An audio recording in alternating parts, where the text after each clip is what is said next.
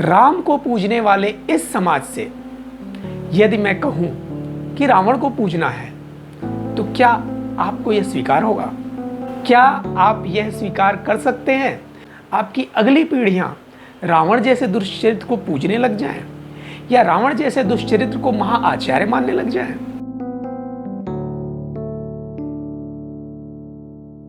नमस्कार साथियों, मैं अमित तिवारी स्वागत करता हूं आपका अपने इस चैनल समाधान है में।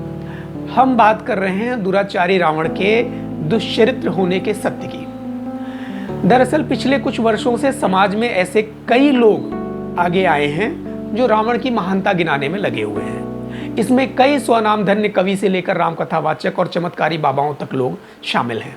हमने पिछले वीडियो में बात की थी उस झूठी कहानी की जिसमें रावण कथावाचक यह कहते हैं कि रावण महाआचार्य था और रामेश्वरम में शिवलिंग की स्थापना के लिए स्वयं प्रभु श्री राम ने रावण को आचार्य बनाया था।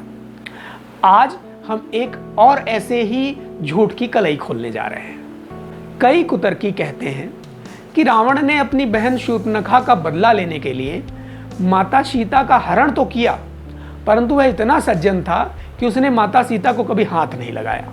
इसमें दो बातें हैं। पहली बात कि रावण ने कभी माता सीता को हाथ नहीं लगाया था, यह झूठ है।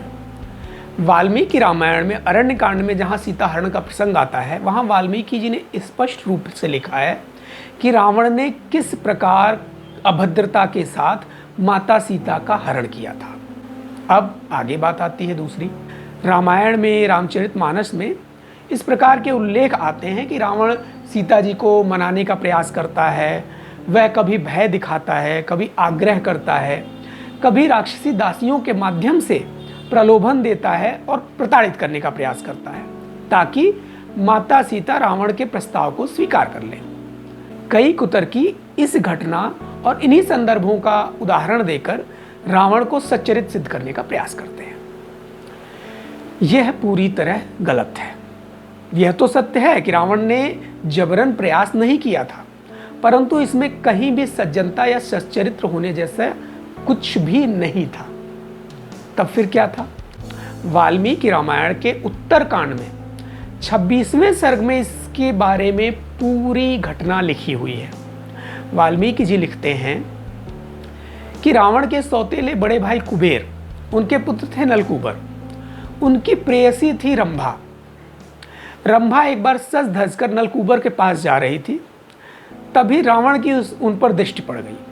दुष्चरित्र रावण ने रंभा को रोक लिया। रंभा ने रावण को बताया कि वह उसकी पुत्रवधू लगती हैं और ऐसे में रावण को उनके साथ कतई अभद्रता नहीं करनी चाहिए, अपितु उसे तो पिता तुल्य होकर उनके रक्षा करनी चाहिए। दुष्चरित्र रावण ने एक बात न सुनी और रंभा के साथ दुष्कर्म किया। स्पष्ट शब्दों में यह लिखा है कि रावण अपनी पुत्रवधू समान रंभा से दुष्कर्म करता है।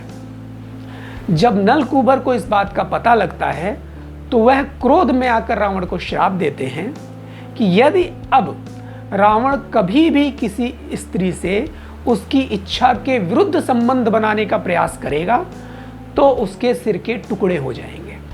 नलकूबर का श्राप सुनते ही प्राणों के भय के कारण उस घटना और उस श्राप के बाद से रावण ने किसी भी स्त्री के साथ बलात् संबंध बनाने का प्रयास नहीं किया।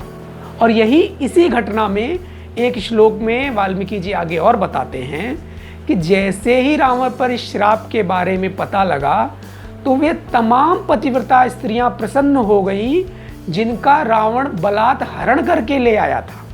इससे यह भी सिद्ध हो जाता है कि रावण ने मात्र सीता माता का हरण नहीं किया था, उसने कई पतिव्रता स्त्रियों का हरण किया था क्योंकि वह दुष्कर्मी था, कामांध था और दुराचारी था।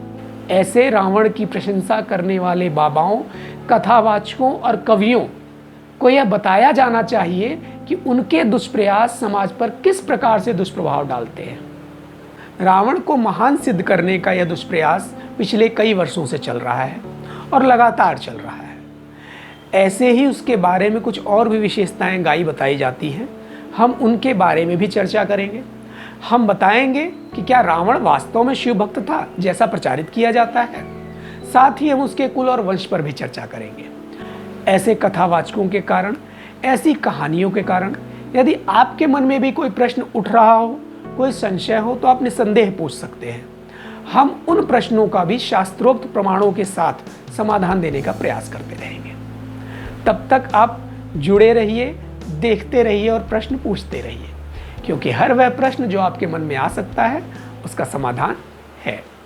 धन्यवाद।